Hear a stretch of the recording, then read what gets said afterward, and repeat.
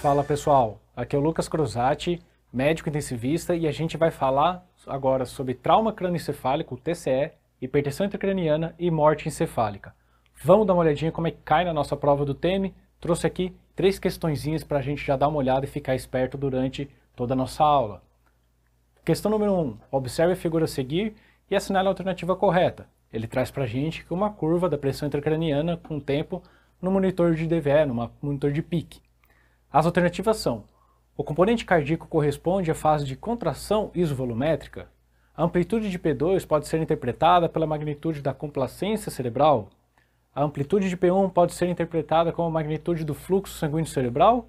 Ou a PIC não tem relação direta com a perfusão cerebral. Lá no finalzinho eu vou trazer a resposta para a gente. Vamos ver uma outra questãozinha aqui.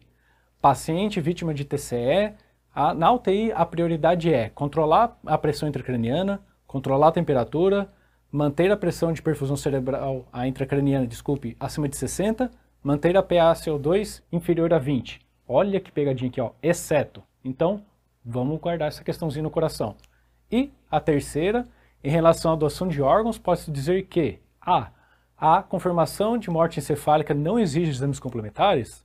Ou o diagnóstico de morte encefálica baseia-se em um critério, a comprovação de ausência de função do tronco encefálico? Ou deve-se sempre pedir a dosagem sérica e urinária de fármacos utilizados? Alternativa D. O exame do potencial doador em ME é sempre de pupilas médio fixas, pois há hipertensão intracraniana. Ou alternativa E. A doação multivisceral compreende transplante em bloco de estômago, intestino delgado, pâncreas e fígado.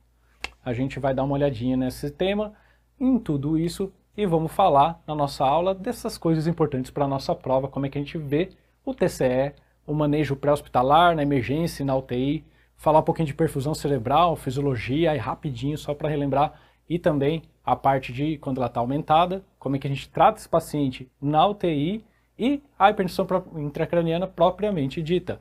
Fisiologia, PIC-PPC, né, pressão de perfusão cerebral, curva da PIC, terapia para controlar a hipertensão intracraniana e as linhas de cuidado, que a gente chama de 0, 1, 2 ou 3, conforme o paciente for ficando mais grave. Bora lá? Vamos comigo? Então, começando com a definição e o cuidado pré-hospitalar. Classificação do TCE é pela escala de coma de Glasgow, avaliado após a ressuscitação inicial e dentro de 48 horas da lesão, para a gente não pegar o paciente ali que está chocado por outro motivo no politrauma e achar que o TCE é mais grave. Então o TCE grave é um Glasgow menor que 9, moderado aí de 9 a 13 e o leve de 14 ou 15, e sem patologia intracraniana importante na imagem. E o objetivo do manejo pré-hospitalar no TCE moderado e grave é prevenir danos secundários após a trauma inicial, né, de hipóxia e hipotensão que podem causar lesão secundária. Lembra, estou falando pré-hospitalar, uma PaO2 aí mínima, uma PA sistólica mínima para a gente trabalhar bem com o paciente. E neste momento, antes de chegar no hospital, a terapia antifibrinolítica, né, um Transamin, não é recomendado, já tem estudo para isso. Como é que eu atendo na emergência? A TLS, como todo trauma, intubo quem eu tenho que intubar, aí as indicações, e também na emergência fazer a terapia fibrinolítica faz sentido para aqueles pacientes com TCE moderado, de 9 a 12 de Glasgow, que eu tenho uma redução até da mortalidade nesta população pelos estudos que foram feitos. Vai fazer o Transamin 1 grama em 10 minutos e 1 grama aí em 8 horas. A evidência é do nosso querido Crash 3 que achou esse benefício para essa população de TCE moderado.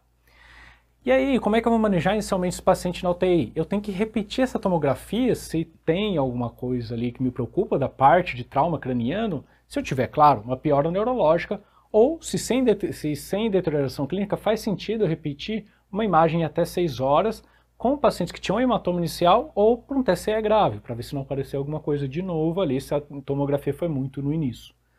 Manejo hemodinâmico desse paciente. Manter a euvolemia aí para o grande maioria dos pacientes críticos é a euvolemia que eu vou buscar, e aqui é importante, a gente vai usar principalmente o soro fisiológico. Nos grandes trials aí de fluidos, a albumina principalmente, né, não deve ser utilizada, e cristalóide balanceado também foi inferior no paciente crítico crônico neurológico do TCE, crítico agudo do TCE ali, é para usar o soro fisiológico, ele tem um sódio mais alto, a gente vai ver que a natremia desses pacientes tem que ficar um pouquinho mais alta. E antibiótico, a gente tem algum grau de evidência para que se eu precisei entubar esse paciente aí por um rebaixamento, uma dosezinha ali de 2 gramas de ceftriaxone ajuda a diminuir a incidência, o risco dele ter uma PAV. Tem um estudo para isso, se perguntarem na prova, tá aqui. Como é que eu vou cuidar desse meu paciente? PA sistólica aí, lembra do TCE moderado grave, maior que 100, de 50 a 69 anos, outros extremos acima de 110. E pressão de perfusão cerebral, uma fisiologia que a gente vai trabalhar um pouquinho mais, eu vou deixar ela de uma maneira adequada, quando as coisas estão tudo bem. Lembrar que de 50 a 150, o fluxo cerebral ele consegue ser compensado com a fisiologia, com a contração das arteríolas cerebrais. E aí, um aumento da PAM pode aumentar a pressão intracraniana em situações fisiológicas, porque está aumentando ali o componente sanguíneo, né, da doutrina Morrow-Kelly, que a gente já fala mais para frente. E uma queda da PAM pode causar também hipoperfusão e até isquemia. E lembrar que a pressão de perfusão cerebral, e isso é importante para a nossa prova, é a conta como é que a gente chega nesse valor. A pressão de perfusão cerebral é a pressão arterial média menos a pressão intracraniana, ou seja, PPC é igual a PAM menos a PIC. E o que a gente recomenda? Manter no mínimo essa PPC de 60 a 70. Como é que a gente vai monitorizar esse paciente da parte respiratória e oxigenação na UTI? Garantir pelo menos que eu consiga enxergar como é que está o CO2 desse paciente. Então é interessante usar, por exemplo, um capnógrafo. Manter a oxigenação na UTI de 80 a 120, evitar a hipóxia nesse contexto mais agudo. E evitar e limitar a hiperventilação. A hiperventilação, mais para frente a gente vê, é uma situação aí de resgate, de urgência, para uma situação em que eu tenho um paciente extrapolando valores de pique, que está aí herniando numa situação de hipertensão intracraniana. Outra coisa que pode ser perguntada na prova é se vale a pena traqueostomizar precoce esses pacientes, ou seja, antes de 7 dias. Eles aumentam o conforto, porque vão permitir aí o menor desmame de sedativos e tirar ali o tubo da boca. Vai liberar mais facilmente da ventilação mecânica, porque muitas vezes o paciente fica na ventilação por questões neurológicas, né? A parte respiratória está melhor. O tempo de internação na UTI a gente tem dado na literatura que pode diminuir, e aí algum grau de evidência já traz para a gente que a gente tem uma redução da pneumonia associada à ventilação mecânica quando a gente traqueostomiza precoce esses pacientes. Outra pergunta, é para usar anticonvulsivante, Lucas? Olha, é para usar quando a gente tem lesões que aumentam muito a chance desse paciente ter crise precoce, antes de 7 dias ali do TCE, ou seja, uma contusão cortical, hematoma subdural, epidural, intracerebral, fratura de crânio deprimida, ferida penetrante, convulsão, né, no momento, ali no primeiros 24 horas da lesão, e um Glasgow mais baixo. Com isso, o que eu vou usar? O meu anticonvulsivante para prevenir essas convulsões precoces, em até 7 dias, mas ele não vai prevenir o desenvolvimento de epilepsia secundária ao trauma no longo prazo. E aí os pacientes que tiverem essa convulsão vão precisar aí de anticonvulsivante continuamente.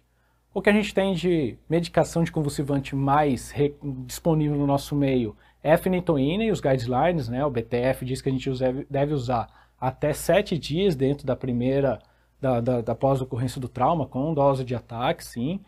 E a gente vê que o uso da fenitoína resulta em resultados funcionais cognitivos a longo prazo pior, talvez porque um anticonvulsivante tem sim seus efeitos deletérios no sistema nervoso a longo prazo. Então, o levetiracetam seria uma alternativa caso esteja disponível. Perfeito? Como é que eu trato meu paciente para profilaxia de TEV? No começo, profilaxia mecânica, ele tem sangramento, né? Pode ter um sangramento neurológico importante.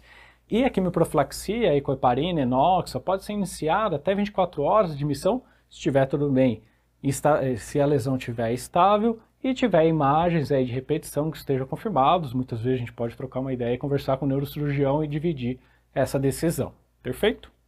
Como é que eu vou manejar a temperatura desse paciente? Principalmente controlar a febre. O que eu tenho mais fazendo nos pacientes neurocríticos em questão de temperatura é evitar a febre.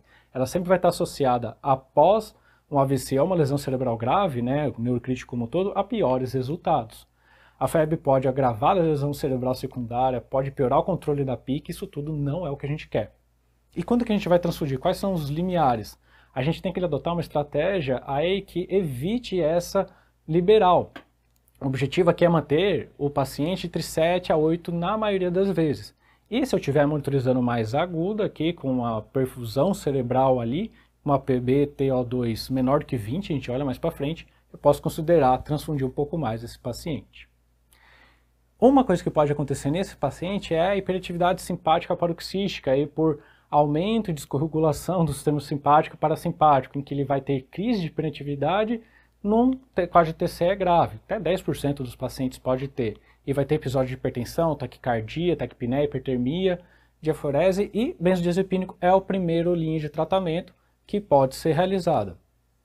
O aumento do tônus vascular é uma coisa importante nesse momento. Seria um paciente extremamente agitado ali no momento, como se fosse quase uma hiperatividade simpática, né, como o próprio nome diz. Como é que eu vou tratar? Como eu já comentei, um benzodiazepínico, posso usar opioides fortes e aí medicações mais de prevenção e mais a longo prazo, uma gabapentina, uma clonidina, coisas que fazem aí o paciente diminuir um pouco o tônus adrenérgico. Como a gente comentou, componentes intracranianos, vamos falar um pouquinho de doutrina de Morrow-Kelly. Lembra que o parênquima cerebral ocupa 80% do espaço intracraniano, o líquor 10% e o sangue os outros 10%. Então a PIC é determinada pela complacência de cada um desses componentes, e conforme ela vai aumentando, o cérebro, o nosso sistema da pressão intracraniana vai se adaptando para de uma maneira que eu vou perdendo primeiro o líquor, depois o sangue, e aí, por último, acontece a herniação de massa encefálica. E, como eu comentei com vocês, existe um momento a partir do qual em que eu vou perdendo aqui essa complacência. No estágio 1, as coisas conseguem se adaptar. A pressão intracraniana não sobe, eu consigo usar aí alguns tampões, uma saída de líquor, uma diminuição dos ventrículos, por exemplo, cerebrais. E conforme a pressão intracraniana vai subindo, vai perdendo a complacência, e pequenos aumentos do volume intracraniano já aumentam muito a PIC, porque daí só vai sobrar massa encefálica para sair da caixa craniana. E como é que a gente entende todo esse processo de pressão, da perfusão cerebral e autorregulação? A PPC é um substituto clínico para adequação da perfusão cerebral, que a gente tem ali no beira-leito como a pressão média menos a PIC, que a gente já falou. Aqui PPC é PM menos PIC. E o que a gente tem aqui em situações fisiológicas, conforme fica a PaCO2 e a pressão arterial média, dentro de uma faixa ali adequada, ele consegue regular o fluxo sanguíneo cerebral. O que não acontece em casos de TCE grave, em que essa autorregulação é perdida, e aí fica muito relacionado quanto que está a PAM, quanto está a PCO2, por exemplo, e o fluxo sanguíneo cerebral. Por isso que em situações de TCE grave é que isso se perde, a gente consegue ali ter esse manejo mais fino, porque não está funcionando bem a autorregulação do paciente. E aí, como eu comentei, quando tem a herniação é realmente porque se exauriram todos os mecanismos de compensação, e aí a gente tem esses tipos de herniação, subfalcina, central, a uncal, a tonsilar, a ascendente se tiver uma lesão de fossa posterior, a transcavariana se tiver uma craniectomia, alguma lesão ali aberta na caixa craniana. Então isso é quando se exauriu todo o mecanismo de compensação da pressão intracraniana. E como é que a gente vai ver isso dentro da curva de PIC? Por exemplo, passei um catéter intraventricular, o que a gente vai ver são essas curvas. Se a gente olhar lá no A, P1 é a ejeção ventricular, o aumento da sístole ventricular que gera esse pico de pressão. P2 é o que corresponde à complacência cerebral, é como o sistema intracraniano acomoda esse pico de pressão que bateu. E P3 é ali o equivalente a após o nó dicrótico. Quando a gente tem uma curva que sai desse bonitinho aqui e vira para cá, um momento em que o P2 fica maior que o P1, já tem o sinal da perda de complacência, ou seja, o pico sistólico aqui reverberou muito dentro da caixa craniana que está tensa ali por dentro. E pequenas variações também aqui da hipertensão intracraniana podem acontecer por tanto da pulsação vascular, né, que são essas duas figuras aqui que a gente viu, como também da variação respiratória que pode estar presente. Como é que eu vou monitorizar então essa PIC, essa PPC em pacientes com TCE grave? Isso é indicado quando que eu tenho que monitorizar para pacientes que tenham um Glasgow aí 3 a 8, ou seja, um TCE grave, e TC anormal. O que é uma TC anormal? Hematoma, contusão, edema, herniação, alguma coisa que esteja alterando a tomografia. E TCE grave, está indicada a monitorização da PIC. Mas eu posso monitorizar também nos pacientes com a PIC se ele tiver uma TC normal. Quando? Isso já caiu na prova. Se eu tiver um TCE grave com uma TC normal, mas ele tem pelo menos 2 desses 3 critérios, está indicado também pelo BTF monitorizar a pressão intracraniana, que seriam os critérios: idade acima de 40 anos, postura motor unilateral ou bilateral patológica e uma PAS menor do que 90, ou seja, o paciente que está mais crítico, o paciente que tem aí mais chance de ter um desfecho ruim, é para eu monitorizar. Como que eu vou fazer? TVE é a maioria das vezes a escolha, porque ele é bem preciso, é mais econômico, consegue drenar o líquido, que é até mesmo um tratamento. E aí a gente vai conseguir lutar e fazer tudo para que a PPC fique ali, que a PIC, que seria até 22, um valor adequado da pressão intracraniana, sempre cuidando da PPC aí de 60 a 70. E aqui eu trago para vocês os tipos de monitorização de pressão intracraniana, a intraventricular, que a gente comentou, né, que ela fica dentro dos ventrículos e permite até mesmo a drenagem aí do líquor, já como uma medida terapêutica, e as outras que não teriam essas vantagens, mas somos também os riscos de infecção, de ventriculite, de uma infecção secundária, a epidural, a intraparenquimatosa ou até mesmo a subdural. Uma outra maneira da gente monitorizar o que pode estar acontecendo na pressão intracraniana é usar o ultrassom de nervo óptico. Lembrando que o ultrassom está cada vez mais disponível aí dentro da nossa rotina da UTI. O que eu vou fazer? Aferir qual que é o diâmetro desse nervo, 3 milímetros abaixo aí da retina, e se ele estiver acima de 6, de 5 a 6, que seria a literatura, o corte com certeza de 6 está aumentado, indica que acontece ou aconteceu recentemente uma pressão intracraniana aumentada nesse paciente. Então ele diz para mim, se está alterado, teve. Se não está alterado, se está abaixo de 5, eu fico tranquilo. Não tem sinais provavelmente de pressão intracraniana. Mas não é algo que eu consigo guiar minha terapêutica, porque se ele está alterado, mesmo que eu consiga reduzir, ele vai ficar mais aumentado, então eu não vou guiar a terapêutica. No diagnóstico para sim ou não de pressão intracraniana, lembrando que menor do que 5 está tranquilo, acima de 6 está alterado, de 5 a 6 é uma faixa cinzenta, que existem cortes diferentes. Perfeito? E como é que eu vou tratar esse paciente? Primeira coisa, uma das primeiras medidas pode ser a sedação leve. Em geral, tentar manter esse paciente de A0 a -2, ou até mesmo chegar numa sedação profunda de -4 a -5 no contexto de uma elevação da pressão intracraniana. Eu posso hiperventilar esse paciente, se tiver muito urgente, eu preciso levar, por exemplo, ele para o centro cirúrgico para descomprimir o hematoma numa situação de herniação. E não devo usá-la de forma crônica, independentemente do que está acontecendo. A gente vai falar um pouquinho mais de ventilação. Por quê? A PaCO2 muito mais baixa pode sim reduzir a PIC, fazendo o que? Vasoconstrição e redução do volume sanguíneo intracraniano. Lembra da doutrina de Morrow-Kelly que a gente acabou de falar? Só que o fluxo sanguíneo cerebral vai diminuindo, porque eu estou fazendo vasoconstrição, e eu posso até mesmo causar isquemia conforme eu vou perpetuando esta medida. Outra medida possível para o controle da pressão intracraniana é a terapia osmótica, ou seja, em pacientes que têm sintomas, sinais clínicos, ou uma elevação da PIC que não está respondendo às outras medidas, drenar o líquor, analgesia, sedação, e com isso o que eu vou fazer? Diminuir essa terapia osmolar vai diminuir a pressão intracraniana, que dentro de 24 horas meu cérebro não consegue compensar esses osmoses, então ele vai desidratar, entre aspas, e perder um pouco de volume para o intravascular. E eu posso utilizar tanto o manitol como a salina hipertônica. Mas é interessante a gente lembrar que que não existe um protocolo específico que resultou em melhora da mortalidade se eu usar essas terapias. Lembrando que são terapias de resgate.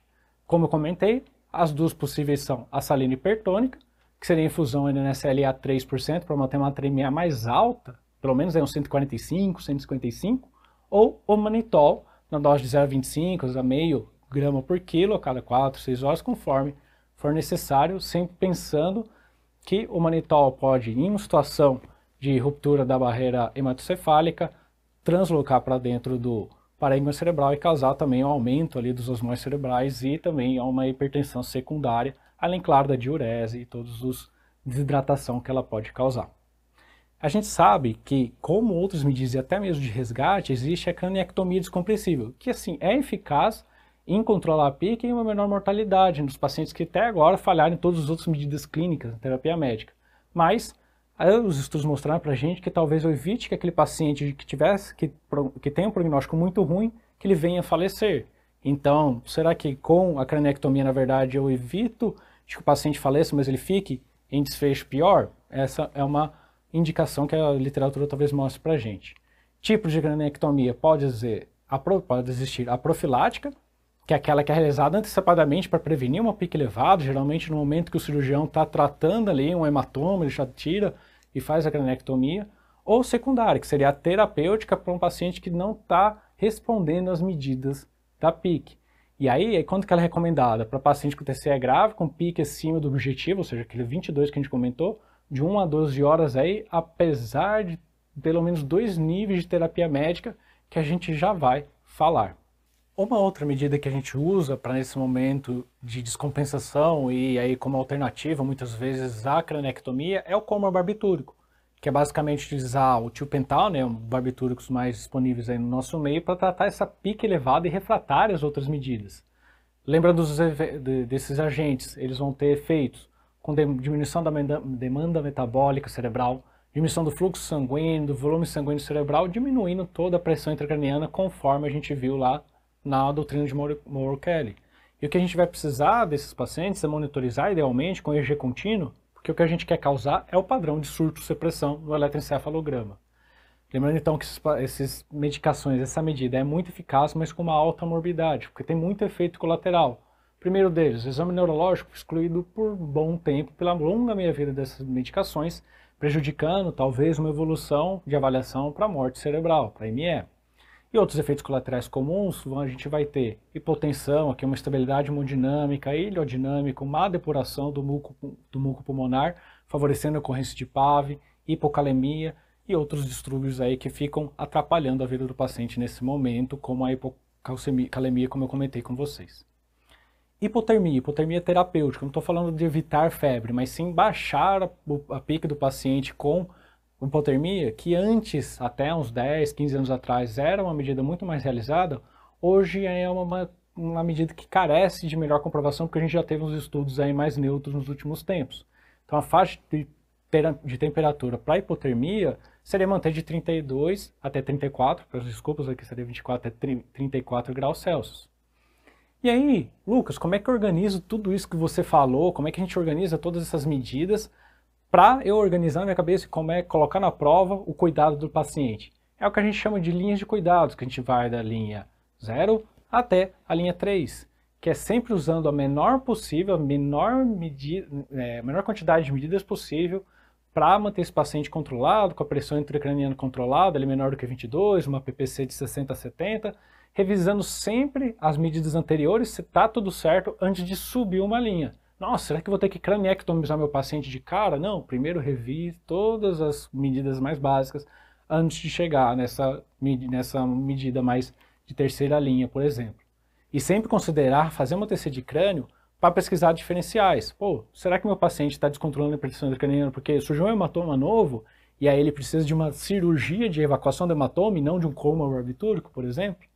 Para isso, para a gente, como eu comentei, controlar a pressão intracraniana e a pressão de perfusão, garantindo uma pressão parcial de oxigênio adequada aí no tecido cerebral.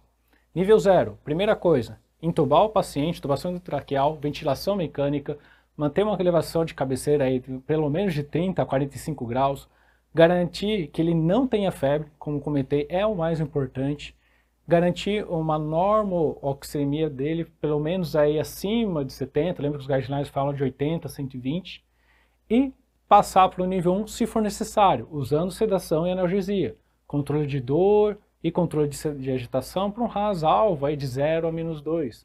Aqui eu posso drenar o líquor se tiver uma DVE, por exemplo, e evitando sempre uma drenagem excessiva para não causar hipotensão intracraniana, né, por uma drenagem excessiva. E a terapia osmolar, que a gente comentou, pode ser usada nesse momento sim. Terapia nível 2, se uma pica está elevada, persistente, apesar do que a gente fez até o momento. Lembra, como eu comentei, sempre repetir tomografia cerebral. Será que não tem algo que seja tratamento cirúrgico e não só clínico? Aí eu posso, nesse momento, aumentar o tratamento com a salina hipertônica, colocar na tremia do paciente mais próximo de 150, 155, às vezes até 160, que seria um limite aceitável, e repetir a tomografia antes de pular para o nível 3, que seriam medidas muito mais agressivas, com morbo e mortalidade muito maior. E seria a craniectomia descompressiva ou até mesmo fazer o coma barbitúrico e uma hipotermia de resgate. E nisso tudo, é só com a PIC e com a PPC que eu consigo monitorizar o meu paciente? Se perguntaram na prova, nós temos outras coisas a fazer. a oximetria venosa jugular, SJVO2, que seria a saturação no bulbo jugular. O valor normal é aproximadamente 60. Uma dessaturação cerebral menor que 50 por pelo menos 10 minutos tem um desequilíbrio ali na oferta-demanda de oxigênio e está associado a resultados neurológicos mais desfavoráveis. Outra maneira de eu monitorizar esse paciente com uma monitorização neurofisiológica avançada seria fazer o PRX, que é o índice de reatividade à pressão. Lembra que eu comentei lá atrás que o paciente perde a fisiologia ali da autorregulação, ele fica muito mais suscetível a mudanças pressóricas? Então eu vou monitorizar a relação entre a pressão intracraniana média e a pressão arterial média, e ver um momento em que essa pressão arterial vai subindo e que a pique pode cair, fazendo o X, né, fazendo todos esses cálculos, e aí eu vou conseguir titular a minha PM pela pressão intracraniana para achar a melhor maneira de deixar a PM do paciente.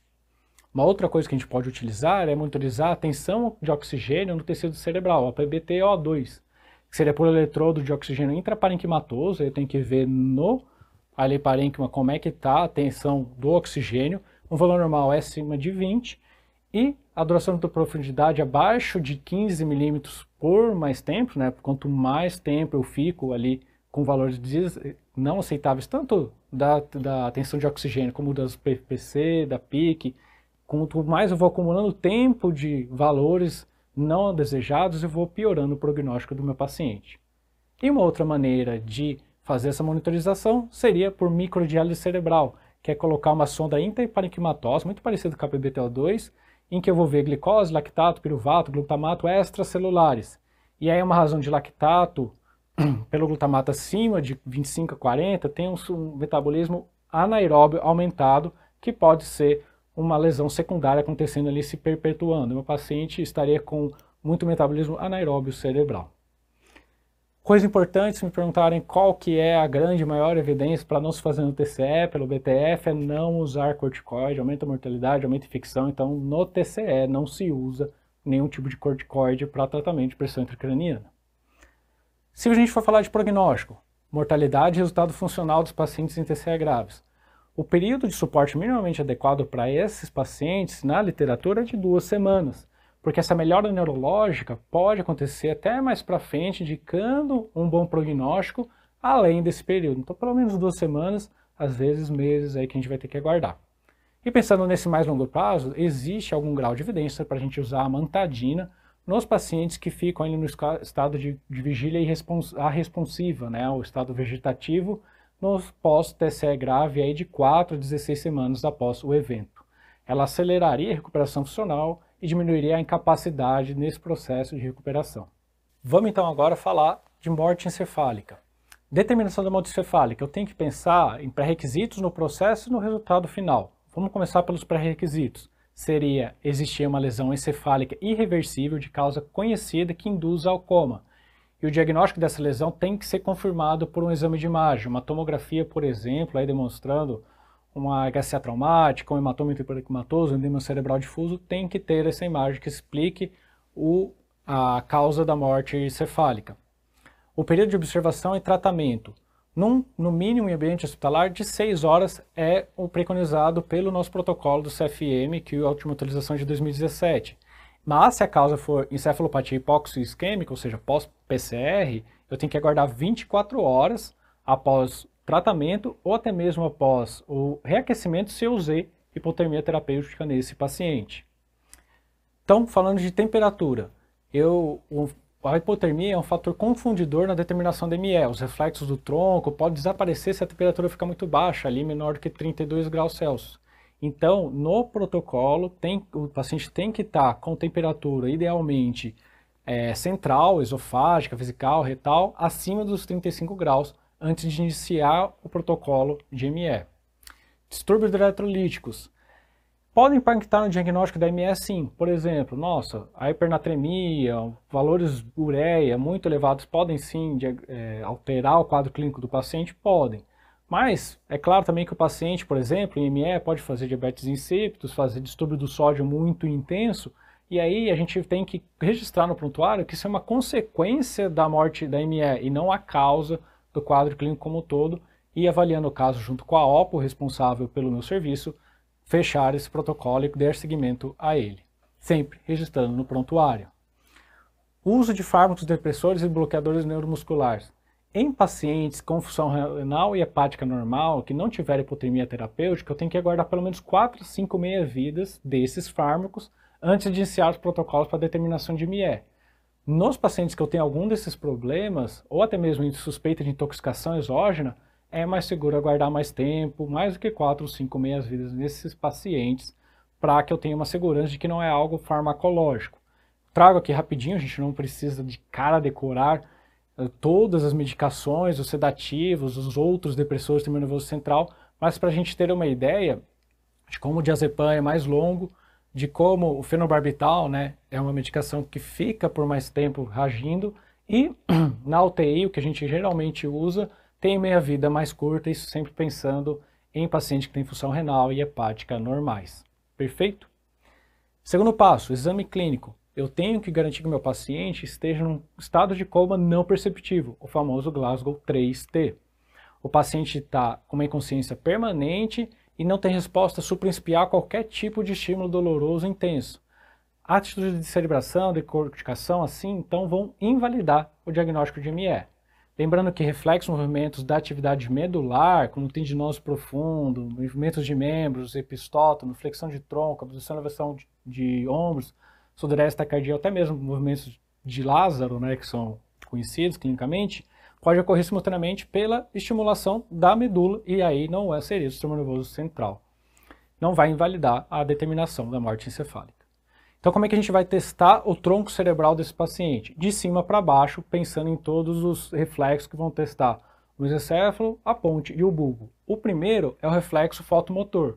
As pupilas têm que estar fixas e sem resposta à estimulação luminosa. Pode ser irregular, diâmetro variável ou assimétrico. Lembra na questão lá na frente, se perguntaram para a gente se tinha que ser médio fixa, miótica, midriática? Essa é o que está no protocolo. O paciente não pode ter reflexo corneopalpebral, ou seja, que seria a resposta, ausente de resposta ao piscamento e estimulação do canto lateral da córnea com soro fisiológico, para não também prejudicar, usar, por exemplo, uma gase e lesar uma córnea que depois pode ser utilizada para doação, para transplante. O paciente não pode ter reflexo óculo-cefálico, que seria o desvio dos olhos durante o movimento lateral da cabeça. Isso não pode ser realizado em pacientes com lesão coluna-cervical suspeita ou confirmada, por risco de você agravar uma lesão no paciente que ainda não está em morte cefálica. Se lembra que a gente está na suspeita fazendo o protocolo. E o paciente não pode ter o reflexo vestíbulo calórico, que seria o desvio do olhar após a gente colocar uma água gelada para aquele lado, sempre em posição supina, 30 graus, com do injeta em cada um dos dois condutos auditivos do paciente. E se perguntarem na prova, Lucas, o que a gente faz se o paciente tiver tido um trauma, uma avulsão do globo ocular, ou uma lesão de tímpano, um hemotímpano que não permita que eu faça de um dos lados essas provas? Se for de algum dos órgãos bilaterais, tiver um lado, ok. Se eu tiver uma lesão dos dois lados, eu não vou poder determinar ME. Por exemplo, o paciente que está amaurótico ou não perdeu a visão pelo trauma, eu não vou conseguir fechar o protocolo de morte cefálica se a lesão for dos dois olhos. Se for de um só, eu registro em prontuário, registro no protocolo e posso sim dar andamento. O teste de apneia, famoso teste de apneia, que é sim obrigatório para confirmar a ME. Seria a ausência de movimentos respiratórios espontâneos após a estimulação máxima do centro respiratório pela hipercapnia, que seria uma PaCO2 sérica acima de 55, arterial. Como é que a gente faz? Ventilação mecânica. Ventila o paciente aí com uma FI de 100% por uns 10 minutinhos no mínimo, para idealmente, mas não obrigatoriamente, no texto está idealmente, uma PaO2 acima de 200 e deixar ele normocápnico, ou seja, tá tudo bem, meu paciente está no estado basal para o teste de apneia. Coloca oxímetro, coleta a gasometria arterial para garantir esses parâmetros, desconecta da ventilação mecânica, deixa ele com aporte de O2, pode ser num catéter, tubo T, CPAP, e eu vou observar e coletar uma gasometria depois. Observar por 8 a 10 minutos, ver aí, predizendo uma elevação da PaCO2 de 3 ml por mercúrio minuto mais 5 em crianças, colher a gasometria no final desse tempo e reconectar na ventilação mecânica. E aí, exames complementares, e aí eu vou fechar realmente se meu paciente tem teste da apneia positiva, conforme esses parâmetros, vamos até voltar aqui para a gente olhar se tiver nenhum movimento respiratório e se a PaCO2 tiver acima de 55. Se nesses períodos de 10 minutos o paciente se mexeu, teve alguma movimentação respiratória, a prova é negativa. Se o paciente, desses 10 minutos, não teve um movimento respiratório, mas a PaCO2 não passou de 55, o teste inconclusivo tem que ser repetido. Se meu paciente instabilizou ali com 5 minutos e eu coletei a gasometria e ela estava com PaCO2 acima de 55, apesar de não ter chegado nos 10 minutos, o teste também é positivo, porque aqui eu não tive nenhum movimento respiratório pela hiperestimulação com essa PaCO2 aumentada. Isso é definição e resultado da teste de apneia que pode acontecer. E aí, falando de exames complementares que no Brasil eles são obrigatórios, eles vão demonstrar de forma inequívoca pelo menos um de a ausência de perfusão sanguínea, ou da atividade elétrica cerebral, ou do metabolismo cerebral. E aí eu vou escolher dos que estão disponíveis no documento do CFM, que seria dependente da situação clínica do paciente e disponibilidade local. O que consta lá no documento? Seria a mangiografia, que é um tipo de exame de fluxo bom, legal, bom, interessante para a gente avaliar, por exemplo, pacientes que usaram fenobarbital e aí que vão ter que não vão ser adequados para se avaliar, por exemplo, por um eletroencefalograma, mas exames de fluxo são ruins, por exemplo, no paciente craniectomizado, em que eu tenho aí alteração da mecânica, do biomecânica da hemodinâmica cerebral. O eletroencefalograma, como eu comentei, seria legal para um paciente craniectomizado, em que eu veria inatividade elétrica ou silêncio elétrico, e estaria menos indicado, mas não invalidado, claro, mas seria menos indicado no paciente que eu usei um coma barbitúrico, por exemplo. Doppler transcraniano, que também é um teste de fluxo. E a cintilografia, o SPECT, que seria verificar a ausência do metabolismo e da perfusão cerebral. Ponto importante, sempre conversar bem com a família sobre tudo que está acontecendo, sempre desde a chegada do paciente, né? E sim, claro, da suspeita de morte cefálica, eles podem acompanhar os passos, é permitido que a família chame um segundo médico de sua confiança para acompanhar a determinação, ali, o momento técnico. E para os médicos envolvidos, nenhum médico envolvido na determinação da ME pode participar da equipe de retirada e transplante de órgãos, para não ter conflito de interesse. Para dizer que se há um médico capacitado em fazer o teste de ME, teria que ter no mínimo 1 ano de experiência no atendimento desse tipo de paciente e pelo menos 10 determinações de ML registradas na OPA, né, na instituição que você participa, ou ter concluído um treinamento específico aí do CFM e que tenha adequadamente um treinamento que tenha e atenda as normas do CFM para capacitar médicos para comprovação de ME. Sempre na suspeita, comunicar a OPA, como comentei, esclarecer os familiares e o familiar do paciente ou o responsável legal deve ser sempre informado sobre a situação crítica, os significados da ME, ou seja, se o paciente está em morte cefálica, ele está em morte clínica e legal aqui no nosso país e o processo como é realizado em cada uma das etapas. E como é o manejo do potencial doador? Um tema um pouco mais quente aí que eu acho que pode cair na prova. É basicamente fazer um bom cuidado do paciente, então ventilar de uma maneira protetora, usando 6 a 8 ml por quilo, um PIP adequado, a FI para manter a saturação acima de 90, realizar o teste da apneia com o CPAP para prevenir o paciente de alguma lesão pulmonar associada ao derrecrutamento, ali de só se manter uma cânula endotraqueal com fluxo de oxigênio. Eu vou usar todo o ajuste de volemia mais adequado e mais moderno que eu conseguir para deixar meu paciente volêmico, expandir quando for necessário, fazer provas dinâmicas de parâmetros dinâmicos de fluido responsividade para garantir uma hemodinâmica adequada do paciente. Vou deixar o meu paciente com 300 mg de hidrocortisona por dia naqueles que tiverem com necessidade de noradrenalina, de algum vasopressor, instabilidade hemodinâmica. Coisa importante, saiu das últimas recomendações brasileiras administrar hormônio tiroidiano de rotina nesses pacientes, nos potenciais doadores. Os hormônios tiroidianos só ficaram para aqueles em que o processo se estende aí por dias, o que não é a realidade mais comum dos nossos hospitais. E como medicação para evitar diabetes insípidos, ou a vasopressina, né, a ginero-vasopressina, ou DDAVP, dependendo do estado hemodinâmico. Por exemplo, se o paciente estiver em estado estável hemodinamicamente, eu posso usar a vasopressina e já resolver as duas coisas, como eu comentei aqui com a gente. E claro, como a gente cuida de um paciente na UTI bem cuidado, um potencial doador deve ser considerado da mesma maneira, porque ele vai ajudar outras pessoas e realizar todo adequado tratamento dele dentro da UTI. Vamos então voltar àquelas questões? Lembra da figurinha? O que a gente traz nas alternativas? Lá, a alternativa B, a amplitude P2 pode ser interpretada pela magnitude da complacência, como a gente comentou. A complacência cerebral é a capacidade do cérebro de expandir ou contrair em resposta à mudança de volume de líquido cefalorraquidiano ou do volume cerebral, do componente sanguíneo cerebral. Na C, o que eu comento com a gente? A PIC tem relação direta com a pressão de perfusão cerebral. PEPC é igual a PM menos o PIC, como a gente viu. E aqui, novamente, invalidando a alternativa D. Então, a resposta, a mais certa, seria a B. Por que eu usei o termo mais certa? É muito importante na nossa prova, isso acontece ano após ano, a gente vê que muitas vezes tem mais de uma alternativa que pode estar correta. É mais importante, é legal a gente achar aquela que é a mais correta de todas, nesse caso, a alternativa B. Questão 2. Paciente vítima do TCE, que eu tenho como prioridade, exceto, vamos lá, comentando cada uma delas. Controlar a pressão intracraniana é fundamental e eu geralmente tenho que manter a PIC abaixo de 20 a 22 milímetros de mercúrio. Controlar a temperatura? Com certeza, manter uma normotermia de 35 a 37, manter uma PPC acima de 60, 60 a 70. E esse PaO2 é inferior a 20, isso está errado. A gente viu que isso é uma medida muito extrema para fazer hiperventilação em momentos de urgência e não deve ser uma prioridade no paciente. Ou seja, essa é a resposta errada, é isso que a alternativa, que a questão queria.